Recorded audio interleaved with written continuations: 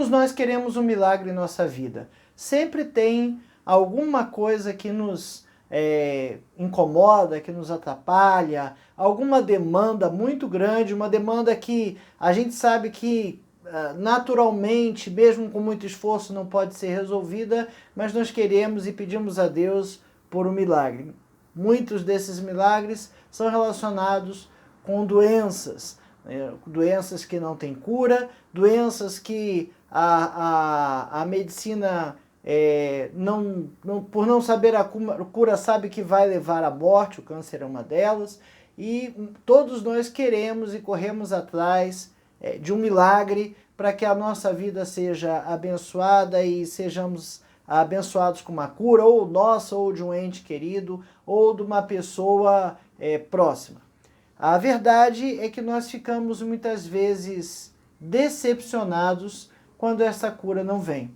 Mas Deus sabe de todas as coisas e sabe por que aquela doença foi colocada ali e de que forma Ele quer usar aquela doença. Esse questionamento sobre por que Deus não atendeu a minha demanda e não realizou o milagre para mim, não é um questionamento novo. A gente vê na Bíblia algumas situações que nos lembram disso aí. Mas a gente vê também que Deus nem sempre realiza a cura. A gente pode lembrar ali da situação do apóstolo Paulo, que disse em suas cartas que tinha um espinho na carne, que pediu a Deus que tirasse esse espinho. A gente entende que era algo que o incomodava, não sabe se é uma doença, se era cegueira, enfim, o que era, mas Paulo diz que Deus disse para ele que a minha graça te basta.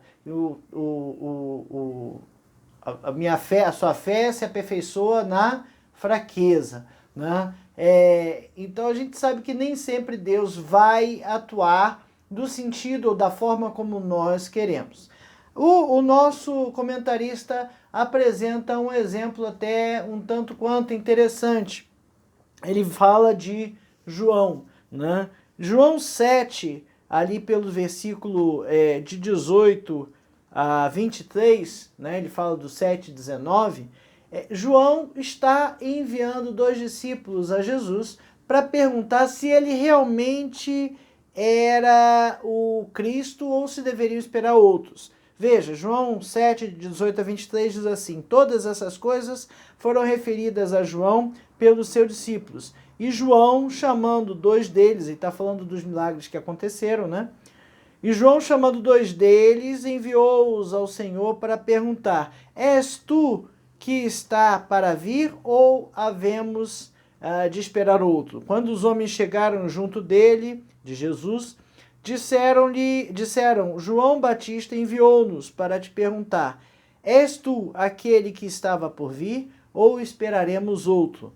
Naquela mesma hora, curou Jesus muitos de moléstia, de flagelos e de espíritos malignos, e deu vista a muitos cegos. Então Jesus lhe respondeu: ide e anunciai a João o que vistes e ouvistes.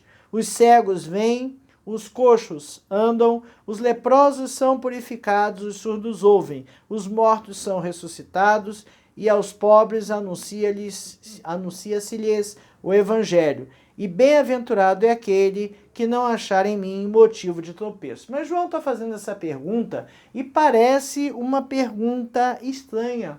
Porque se a gente for ver lá no início do livro de João, João 1, versículos 29 a 34, bem no meio, bem no início do ministério de Jesus, diz assim, João Batista torna a repetir o seu testemunho. Versículos 29 a 34. No dia seguinte, viu João a Jesus, que vinha para ele e disse: eis o Cordeiro de Deus, que tira o pecado do mundo.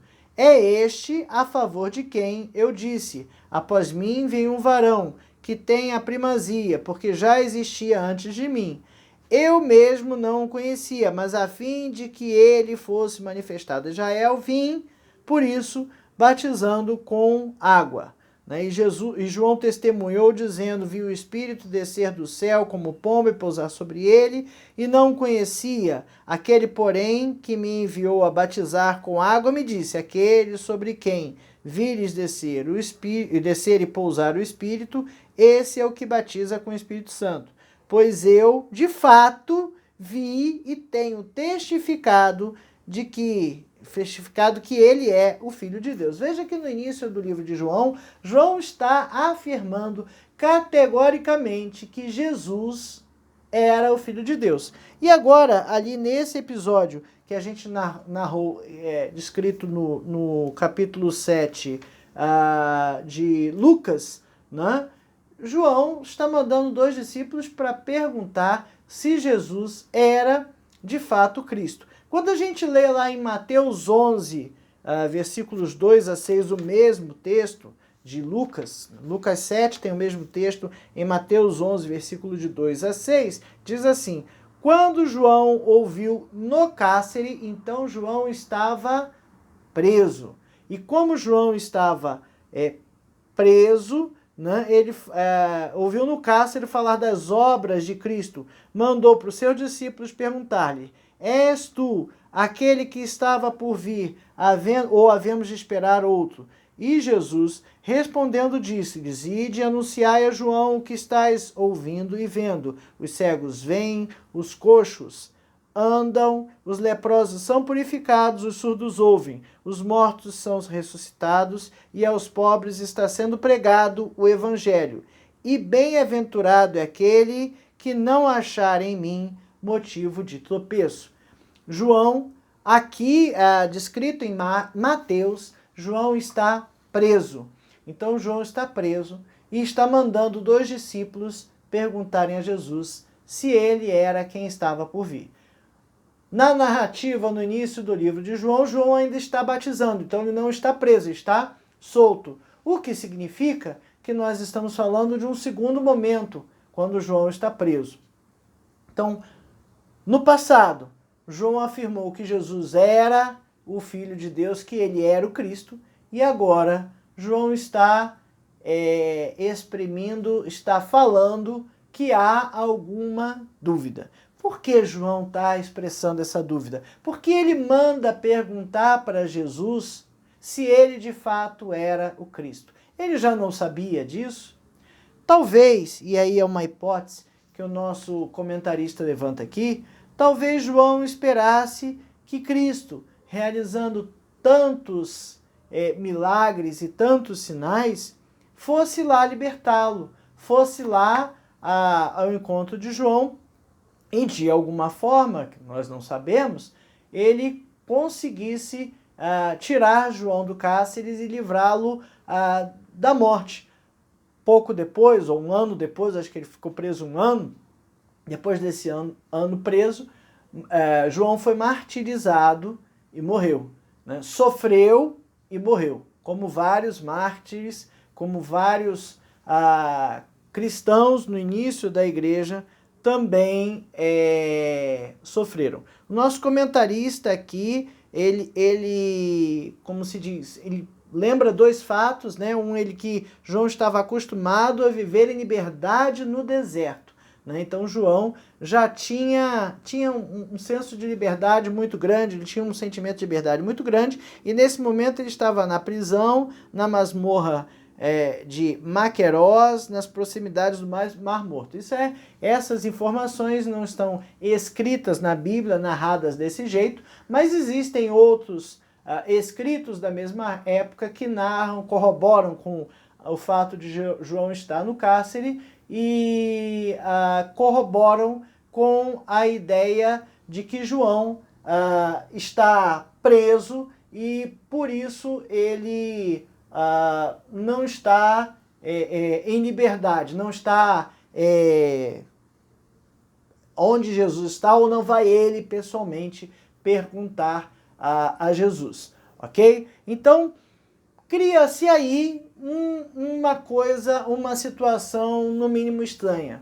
João falou no passado que ele era o Cristo e agora manda perguntar.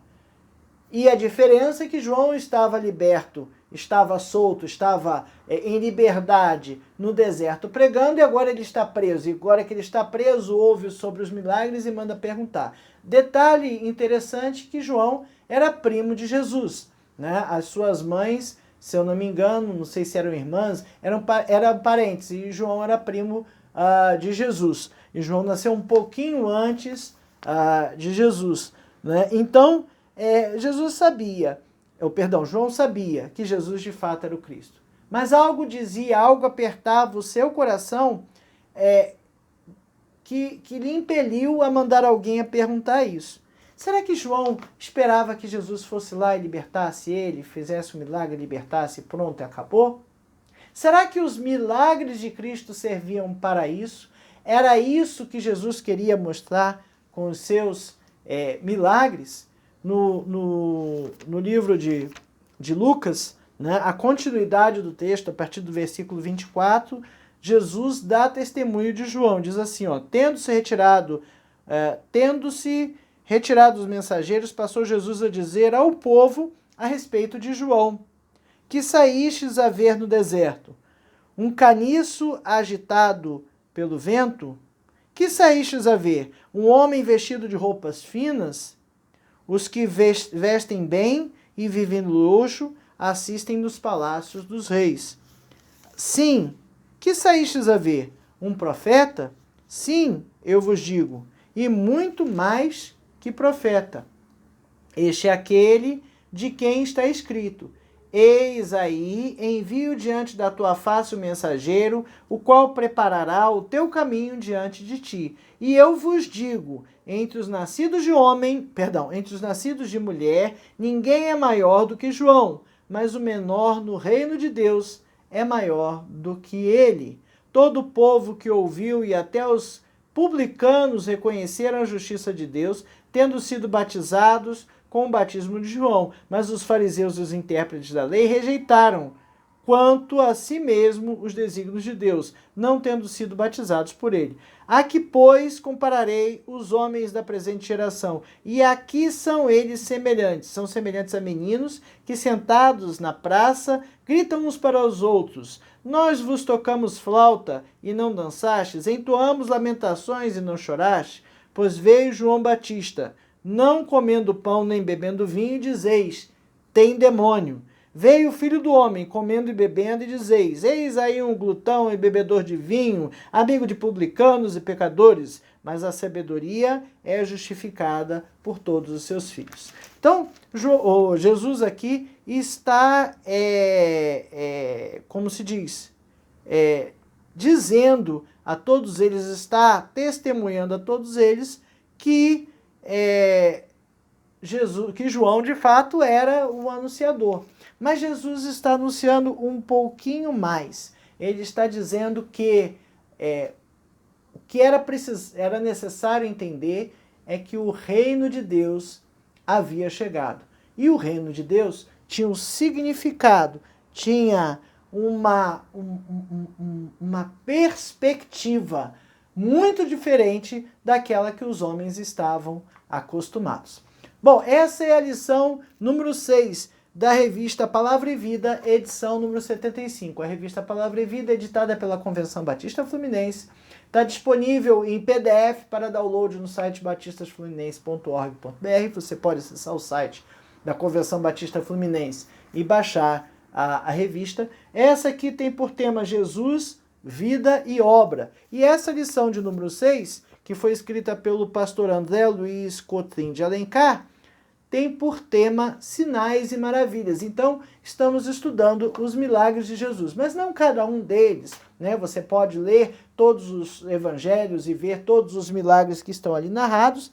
Não são todos, né? Porque tem muito mais milagres realizados, foram muito mais milagres realizados por Cristo do que aqueles narrados. Tem um texto aqui que a gente vai ler daqui a pouquinho. João 20, 31, da verdade fez Jesus diante dos discípulos muitos outros sinais que não estão escritos nestes livros. Estes, porém, foram registrados para que creais que Jesus é o Cristo, o Filho de Deus, e para que, crendo, tenhas vida em seu nome. Então, foram colocados alguns milagres na Bíblia para mostrar algumas informações, para provar algumas coisas a respeito de Jesus. Bom, mas o primeiro tópico nos fala que os milagres de Jesus evidenciam a chegada do reino de Deus. Essa era a primeira coisa que precisava ficar evidente. O próprio João Batista falava sobre isso. Arrependei-vos, pois o reino do céu está próximo. Mateus 3:20. Então, o próprio João Batista, e aqui eu tenho Mateus narrando o que João estava fazendo, falava do reino de Deus, do reino dos céus, né? E a vinda de Cristo, ela marca um ponto de divisão na história, né? É o ponto da divisão que até ali a gente estava no período da lei, e a partir de agora a gente está no período da graça. Jesus vem implantar o reino de Deus, ele vem trazer o reino de Deus. E essa inauguração que ele fez do reino, ele trouxe uma perspectiva diferente. O reino de Deus tem valores diferentes daqueles nossos valores. Para nós, tem valor o dinheiro, tem valor a saúde, tem valor o sucesso, tem valor os bens. Para nós, neste mundo aqui, o valor está nestas coisas. E não adianta você dizer que não, porque é isso que a sociedade valoriza, né? Agora, quando a gente fala de reino de Deus, nada disso tem valor. Saúde física não tem valor, né? Recurso material não tem valor. Vestes bonitas, né? Roupas bonitas, carro bonito, casa bonita, no reino de Deus não tem valor, porque os valores do reino de Deus são diferentes dos valores deste mundo.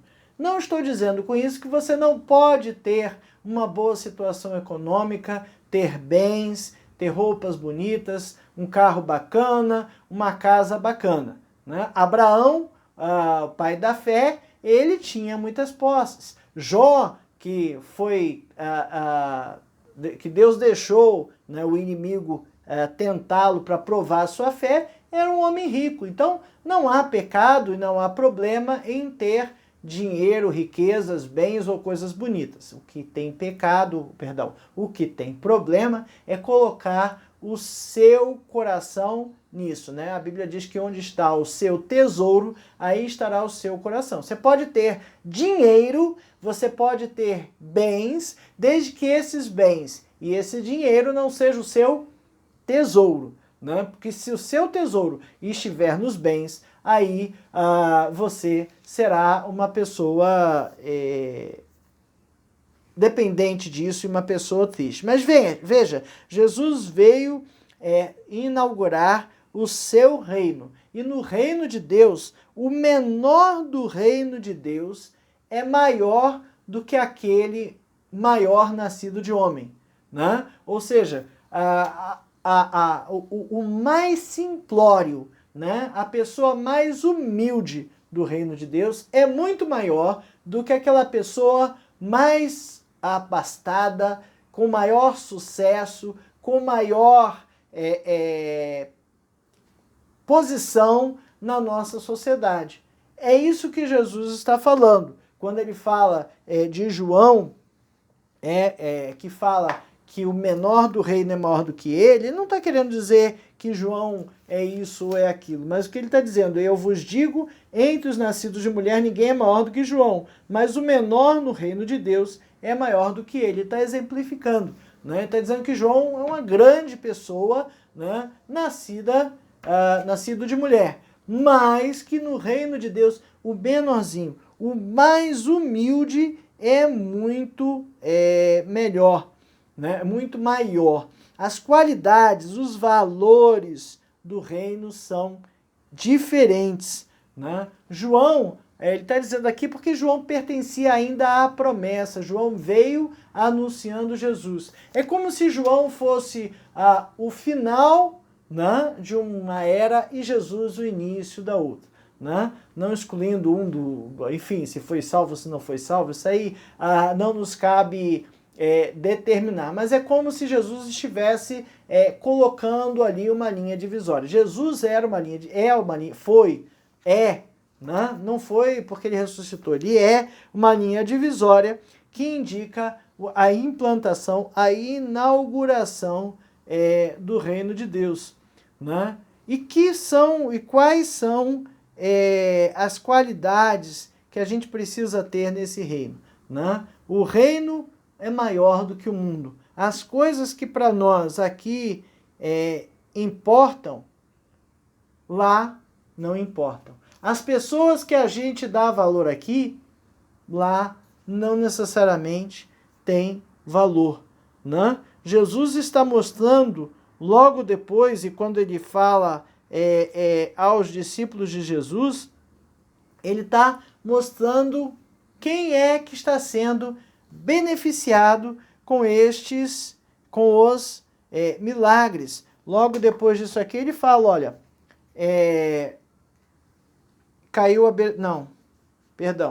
Lucas 7, na mesma hora, versículo 21, Lucas 7, 21, na mesma hora, curou Jesus muitas moléstias, flagelos e de espírito maligno, e deu à vista a muitos cegos. Então Jesus respondeu, ide e anunciai a João o que vistes e ouvistes. Cegos veem, coxos andam, leprosos são purificados, surdos ouvem e os mortos são ressuscitados. E os pobres anuncia-se-lhes o evangelho.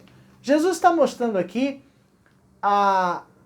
grupos de pessoas que naquela sociedade, naquele tempo, eram literalmente marginalizadas, né? Hoje a gente chama de minorias, naquela época não sei se eram poucos ou muitos, mas eles eram marginalizados, porque para trabalhar precisava ter as suas funções motoras todas bem, tinha que ouvir, tinha que ver, tinha que se locomover bem, senão você não podia plantar, colher, arar a terra ou fazer as outras atividades, como se diz, artesanato, né? As atividades manuais produtivas daquela época. Não se tinha diagnóstico dessas doenças, não se tinha prótese, não se tinha aparelho auditivo, não se tinham métodos para ensinar e educar essas pessoas a se comunicar de alguma forma, não existia linguagem de sinais. Então essas pessoas todas que tinham defeitos visuais, auditivos, paralíticos e coxos, não se movimentavam, elas dependiam do favor dos outros. Eram apenas bocas para comer. Elas não produziam nada para o seu sustento. Então acabavam sendo um peso para a sociedade porque não conseguiam produzir. Então muitos deles ficavam largados pela cidade pedindo ajuda, pedindo a misericórdia dos outros, né? Os leprosos aqui são são doentes, e os leprosos, a lepra já era naquela época uma doença conhecida, não se sabia a cura. O leproso tinha que ficar fora da cidade. Ele, para entrar ou andar, ele tinha que andar enrolado com panos, com o sino, batendo e fazendo barulho e gritando, leproso, leproso, para todo mundo se afastar e evitar que a doença contaminasse outras pessoas. Veja que uma pessoa como essa era uma pessoa extremamente discriminada. Os pobres eram e ainda são, né, muitas vezes discriminados, mas Jesus está dizendo que além de curar todas estas pessoas marginalizadas, as boas novas de salvação são anunciadas aos pobres, não aos ricos. Lembra quando Jesus nasceu? Pastores, não, ser pastor de ovelha não era uma profissão, por assim dizer, de pessoas com dinheiro, né? Quem tinha dinheiro era detentor das lavouras, era detentor dos gados, mas ele contratava lá os pastores para cuidar. Os pastores de ovelha eram empregos, eram pessoas que eram simples, e o nascimento de Cristo foi anunciado a eles. E aqui Jesus está dizendo que as boas novas do Evangelho, as boas novas de salvação, estão sendo anunciadas aos pobres. O que Jesus está dizendo é que o seu reino veio valorizando pessoas que são desvalorizadas pela sociedade. O reino de Deus vem dando dignidade às pessoas que para aquela sociedade naquela época eram indignas, eram pessoas marginalizadas, eram pessoas que não tinham nada a receber da sociedade, né? Eram uma escória da sociedade, por assim entender, né? Era assim que elas eram vistas. E também ele fala dos mortos, né? Os mortos são ressuscitados. Muita gente morria naquela época por não ter condições de pagar o médico, né? E Jesus está trazendo isso tudo de volta, né? E João 5, 29, João 11, 25, ele está falando então da ressurreição. João 5, 29, ele diz aqui: os que tiverem feito bem para a ressurreição da vida, os que tiverem praticado mal para a ressurreição do juízo, né? E João 11, 25. Ele está anunciando o reino, para que essas pessoas aprendam e saibam destas coisas. João 11, 25 de Jesus: eu sou a ressurreição e a vida, quem crê em mim, ainda que morra, viverá, né? Então Jesus está anunciando a ressurreição. Quando ele ressuscita alguém, ele aproveita para falar e ele aproveita para lembrar que há uma ressurreição no final, que essa ressurreição é para que a gente viva eternamente em glória ou eternamente em perdição, e isso é o reino de Deus que veio ser implantado. Então, os milagres de Jesus evidenciavam na época a chegada do reino de Deus. O nosso segundo tópico vem falando dos milagres de Jesus, apresentavam a mensagem do Evangelho. Veja, quando Jesus curava, ele não se limitava a resolver o problema físico daquela pessoa. Nós, quando pensamos em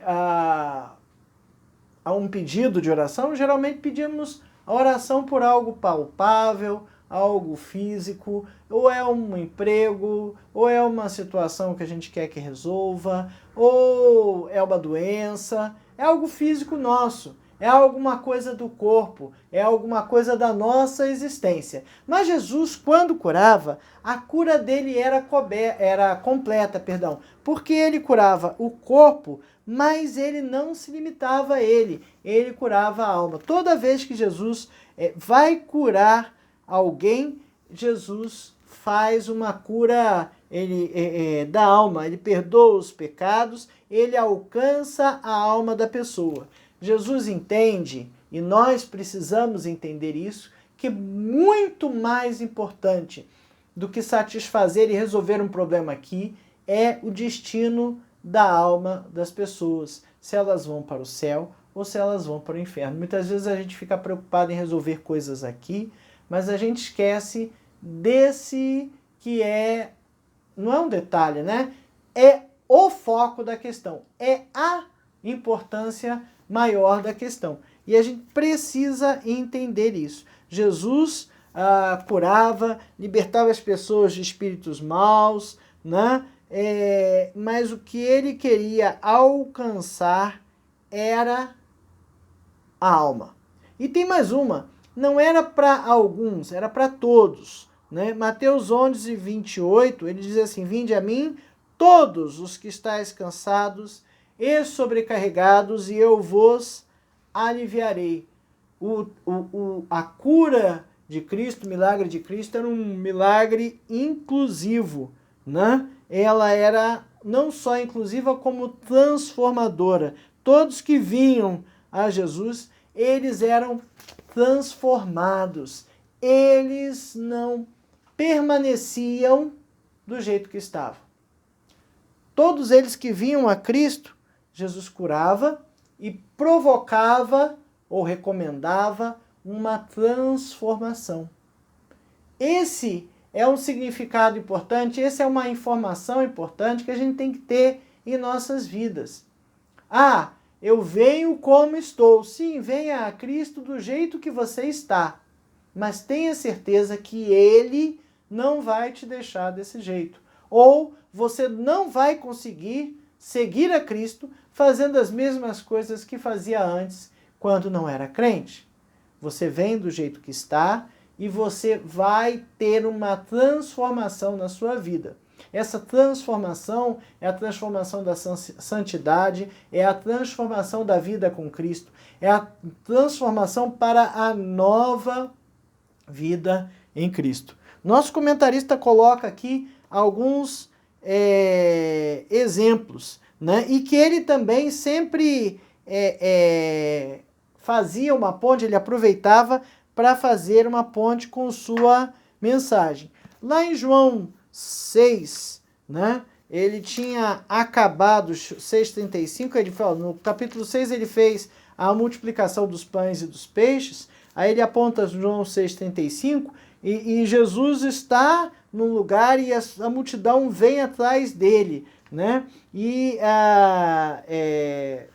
tendo encontrado, versículo 25, no outro lado do mar, lhe perguntaram, mestre, quando chegaste aqui? Respondeu-lhe Jesus, em verdade vos digo, vós me procurais, não porque viste sinais, mas porque comeste dos pães e vos fartastes. Jesus não era bobo. Ele sabia que ele dava o pão e que as pessoas voltariam atrás, não dos sinais, nem da salvação, nem do reino de Deus. Jesus dava o pão e sabia que as pessoas voltavam porque queriam de novo o pão. E aí lá no versículo 35 ele falava assim, ó, declarou-lhes, pois Jesus, eu sou o pão da vida, o que vem a mim jamais terá fome, o que crê em mim jamais terá sede. O que que Jesus está dizendo? Olha, tudo bem, vocês vieram, alimentei, fiz milagres, tranquilo, legal, só que tem uma coisa muito maior do que essa. Esse não é o motivo de vocês estarem aqui, ou não pode ser o motivo de estarem comigo. Eu sou o pão da vida. Vocês precisam ter o pão da vida. Precisam matar a fome espiritual. Lá pelo capítulo 8, Jesus tem ali a mulher adúltera, né? A mulher adúltera levada à presença de Jesus. E aí ele fala que ela, né, quem não tem pecado, taque a primeira pedra. E aí na sequência ele fala assim, eu sou a luz do mundo. Olha, de novo Jesus lhe falava dizendo, eu sou a luz do mundo. Quem me segue não andará nas trevas, pelo contrário, terá a luz da vida. Então lhe objetaram os fariseus, tu dás testemunho de mim mesmo, logo o teu testemunho não é verdadeiro. Respondeu Jesus e disse-lhe, posto que eu testifico de mim mesmo, o meu testemunho é verdadeiro, porque sei de onde vim e para onde vou, mas vós não sabeis de onde venho nem para onde vou. Vós julgais segundo a carne. Estava julgando ali a mulher, né, em adultério, e deveria apedrejar. Eu a ninguém julgo. Se eu julgo, o meu juízo é verdadeiro, porque não sou eu só, porém eu e aquele que me enviou. Também na vossa lei está escrito que o testemunho de duas pessoas é verdadeiro. Veja que muitas pessoas trouxeram a mulher testemunhando de que ela estava em adultério, né? Eu testifico de mim e o meu pai que me enviou também testifica de mim. Então lhe perguntaram, onde está teu pai? Respondeu Jesus, não me conheceis a mim nem a meu pai. Se conhecesseis a mim, também conhecerias o meu pai. Proferiu ele estas palavras no lugar do gasofilácio quando ensinava no templo. E ninguém o prendeu, porque não era ainda chegada a sua hora. O pessoal já estava ficando revoltado com Cristo. Mas quando Jesus curou a mulher, né, no versículo 11, ele respondeu ela, ninguém, Senhor. Então lhe disse Jesus, nem eu tampouco te condeno, vá e não peques mais. Então Jesus pede a ela, fala para ela que ela seja agora diferente. Quando ele ressuscitou Lázaro, João 11, lá no versículo 25, já eu sou a ressurreição e a vida, ele acabou de ressuscitar Lázaro, né? Eu sou a ressurreição e a vida. Quem crê em mim, ainda que morto, viverá, e todo aquele que vive e crê em mim não morrerá eternamente. Crês isso? Ele está falando com Marta, né? Marta antes, ele vem, Marta, quando soube, versículo 20, João 11, 20.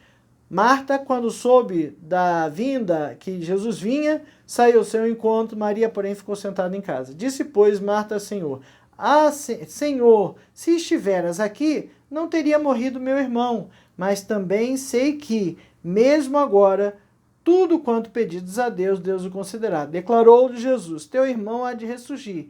Eu sei, replicou Marta, que há de ressurgir na ressurreição no último dia. E Jesus, eu sou a ressurreição e a vida.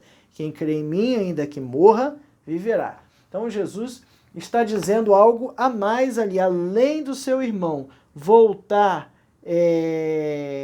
no final do tempo, Jesus está dizendo que ele era a ressurreição e a vida. Então veja que Jesus, na sua pedagogia, sempre aproveitava estas oportunidades de ouro para linkar as situações com os milagres, com as coisas que estão sendo faladas. Não só milagres, né? Quando você vê Jesus com a mulher samaritana, né? Ele pede água, aí a mulher, pô, mas a gente é povo aqui que não se fala, e aí Jesus fala, se você soubesse quem eu sou, me pediria a água da vida. E aí pronto, puxou o papo, e ali foi falando sobre ele ser a água da vida.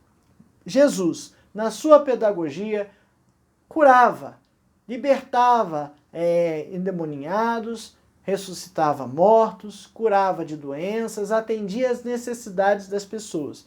Mas em todas estas curas, Jesus modificava teve um outro aqui que eu esqueci do cego, né? Perdoados estão os teus pecados, né? Vai, não peques mais. Eu sou a luz do mundo. Ele curou o cego, eu sou a luz do mundo, né? Também quando falou aqui da mulher adúltera, né? Eu sou a luz do mundo, né? Então, veja que Jesus sempre busca trazer um exemplo do que está acontecendo para trazer a sua mensagem. Bom, então os milagres de Jesus tinham essa característica de apresentar a mensagem do Evangelho. Ele fazia milagres, talvez para chamar a atenção, para atrair a atenção das pessoas, e depois fazia a aplicação, né? Vocês vêm atrás de mim não porque gostaram da mensagem e querem ser salvos, vocês vêm atrás de mim atrás de pão. Então, olha, eu sou o pão da vida, né? Quem experimentar esse pão não vai ter mais fome, e aí vai, né? Os milagres de Jesus revelavam a sua divindade, e aí vem realmente dizendo que o que Jesus queria pregar, o que Jesus queria fazer não eram milagres, não era atender às necessidades da população. Ele também fazia isso porque ele entendia esta necessidade que muitas vezes nós não entendemos. Muitas vezes nós olhamos para uma pessoa, a condenamos antes de ajudar, o que é muito triste, né? Mas a gente precisa ter em Cristo a capacidade de entender a situação daquela pessoa e estender a mão para ajudar. Muitos milagres, além dos que foram narrados aqui, foram realizados por Cristo, mas aqui foram registrados alguns, como eu li em João 20, 31 no início, né? Na verdade, fez Jesus diante dos discípulos muitos outros sinais que não estão escritos nesse livro. Estes, porém, foram registrados para que creais que Jesus é o Cristo, o Filho de Deus, e para que crendo tenhais vida em seu nome. João 20, 31. Né? E o Filho de Deus aqui aponta para a divindade de Cristo. Os milagres de Jesus revelam a sua divindade, revelam que ele era Deus, que ele aqui encarnado é Deus, né? Foi Deus enquanto encarnado aqui. Né? Quem nele crê não é julgado, o que não crê já está julgado, porquanto não crê no nome do unigênito Filho de Deus. João 3, 18. Né? Jesus é Deus. Ele fala, eu e o Pai somos um. Então Jesus é 100% homem e 100% Deus. E os milagres revelam a divindade de Jesus, enquanto aqui conosco.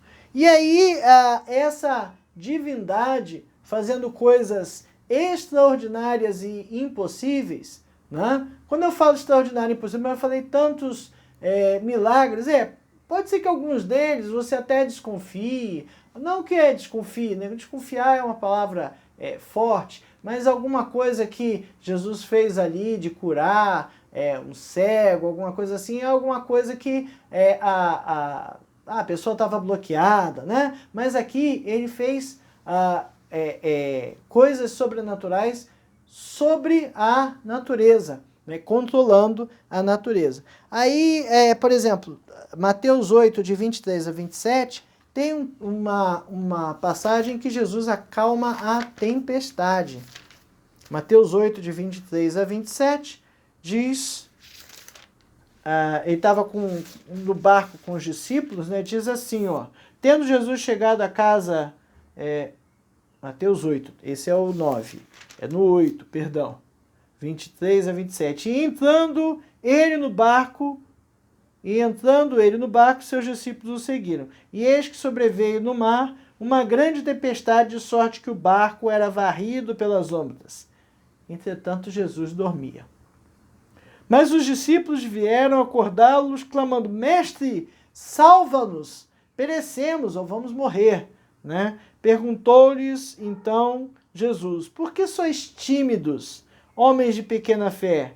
E levantando-se, repreendeu os ventos e o mar, e fez grande bonança, grande calmaria. Né? E maravilharam-se os homens, dizendo, quem é este que até os ventos e o mar lhe obedecem? Né? Quem é este? Será que era uma pergunta sincera ou será que era uma pergunta retórica? Né? Talvez fosse uma pergunta retórica. Talvez eles tivessem já entendido quem era Jesus, mas cada vez que uma coisa dessa acontece, eles ficavam surpresos. Aliás, quando acontecem milagres ou situações em que Jesus ou que Deus atua resolvendo o problema, nós ficamos maravilhados, não ficamos? Muitas vezes ficamos maravilhados. Mas olha só, eu não tinha ideia de que podia ser isso. Graças a Deus, Deus interferiu e mudou tudo. Né? E a gente pede muitas vezes e parece que não tem um pingo de fé para esperar. Misericórdia. Né? Mas é uma pergunta que a gente entende que é retórica, porque sabiam que era o Filho de Deus. Mas talvez a ficha não tivesse caído. Né? Mateus 14, a gente tem ali uma outra situação, onde Jesus está andando sobre as águas. Né? Mateus 14, 33, a pergunta final, mas a passagem começa ali no 22. Logo a seguir compeliu Jesus os discípulos a embarcar e passar adiante dele para o outro lado, enquanto ele despedia as multidões. E despedidas as multidões, subiu ao monte, a fim de orar sozinho. E caindo a tarde, lá estava ele só. Entretanto, o barco já estava longe, a muitos estádios da terra, açoitado pelas ondas, porque o vento era contrário.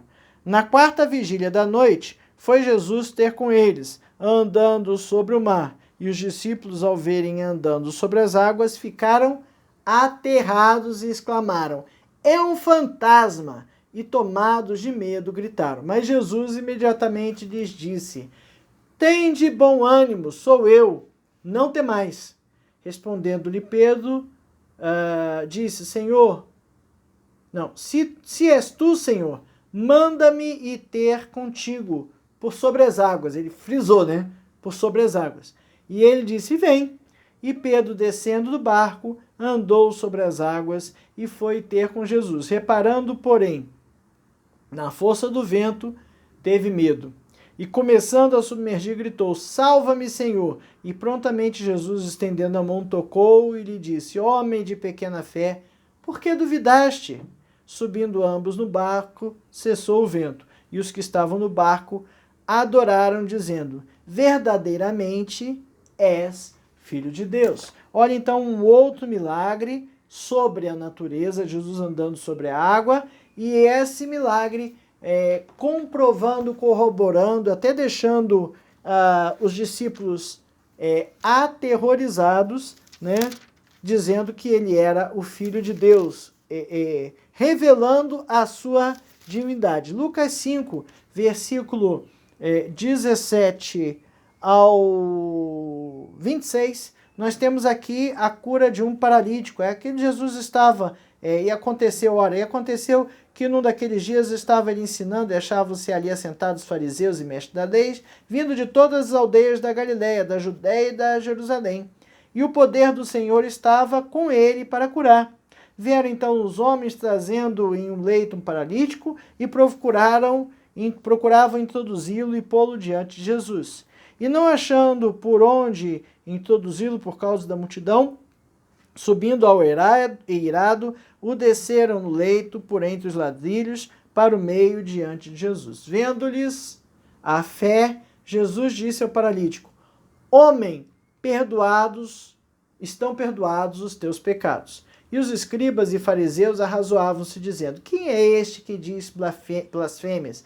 Quem pode perdoar pecados? Senão Deus. Eles não estavam errados, só Deus pode. Mas eles não sabiam, ou não entendiam, ou não reconheciam que Jesus era Deus. Era o Filho de Deus e ele e o Pai eram um. Jesus, porém, conhecendo-lhes os pensamentos, disse-lhes: Que arrazoais em vosso coração? Qual é mais fácil de dizer: Estão perdoados os teus pecados, ou levanta-te e anda? Mas para que saibais que o Filho do Homem tem sobre a terra autoridade para perdoar os pecados, disse ao paralítico: Eu te ordeno, levanta-te, toma o teu leito e vai para casa. Imediatamente se levantou diante deles e, tomando o leito em que permanecera deitado, voltou para casa glorificando a Deus. Todos ficaram atônitos, davam glória a Deus e, possuídos de temor, diziam: Hoje vimos prodígios. Então, esse paralítico foi mais um dos milagres que Jesus fez, focando na sua divindade. 2 ali, andar sobre as águas, acalmar a tempestade, poder sobre a natureza. Esse terceiro, poder de perdoar os pecados. E de fato, eles estavam certos, porque só Deus tem autoridade para perdoar o pecado, porque o pecado é uma ofensa contra Deus. Né? Se você faz uma coisa contra mim e me deixa chateado, não adianta ir pedir perdão para minha esposa, porque ela não tem capacidade de perdoar. Quem tem capacidade de perdoar sou eu. Foi contra mim que você errou. Foi contra mim a ofensa. E os pecados são ofensas contra Deus. Então, de fato, nisso eles estavam corretos. Mas Jesus era o Filho de Deus encarnado e ele podia, sim, naquela situação, perdoar os pecados, e perdoou e curou, demonstrando a sua divindade. Quarto tópico aqui que fala é a respeito dos endemoniados. Várias vezes Jesus chegou para curar um endemoniado, expulsar demônios, e os demônios reconheciam que ele era o Filho de Deus. Né? Então, os demônios lá na cidade dos Gerazenos, né? Lucas 8, 28, que tenho eu contigo, Jesus, Filho do Deus Altíssimo. O demônio reconhecia a autoridade de Jesus, mais uma vez, testificando na Bíblia que Jesus era o Filho de Deus, ou foi, né, o Filho de Deus encarnado aqui no nosso meio. Jesus é porque ele ressuscitou e está vivo, mas naquele momento em carne e osso, ele ali estava, ele e Deus encarnado, ele era Deus encarnado, né, 100% homem e 100% Deus ao mesmo tempo. Mas como pode 100% duas vezes? A lógica de Cristo é outra. Assim como a lógica do reino é outra. né? No reino não tem valor o que a gente valoriza aqui. Ter um celular novo, um relógio bonito, uma roupa bacana, um carro, um avião, bens materiais, uma mansão, para o reino não tem valor. Para o reino tem valor a sua alma, o perdoar os pecados, o perdoar os ofensores, amar ao próximo e pedir a Deus perdão pelos meus pecados. Ok? O reino é o reino, né? Para pensar e agir. Talvez, naquela situação ali de João, a prisão tenha feito com que João questionasse as suas próprias convicções, uma vez que ele tinha dito que era Cristo, que era que Jesus era o Cristo, e depois ele questionou. Será que a gente tem tido nossas convicções abaladas, questionadas, por conta de situações da nossa vida? Ou será que as dificuldades que a gente tem recebido têm nos feito mais fortes, né? Jesus veio inaugurar o reino, né? Os valores do reino são diferentes daqueles defendidos pela sociedade. Precisamos estar atentos a isso. Gastamos muito tempo correndo atrás dos valores que a sociedade valoriza. Eu tenho que trabalhar, eu tenho que ter meu salário, minha casa, as coisas que eu preciso no meu dia a dia. Eu preciso ter, mas qual é o maior valor?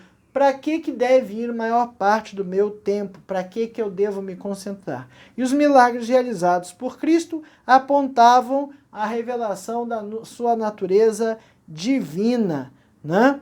A gente tem dúvidas acerca da natureza de Cristo, né? Que Deus tire essas dúvidas de nosso coração. Que Deus nos faça enxergar o seu reino, os valores do reino e estar focado naquilo que temos que fazer. Que Deus nos abençoe seguindo desse jeito, nessa direção.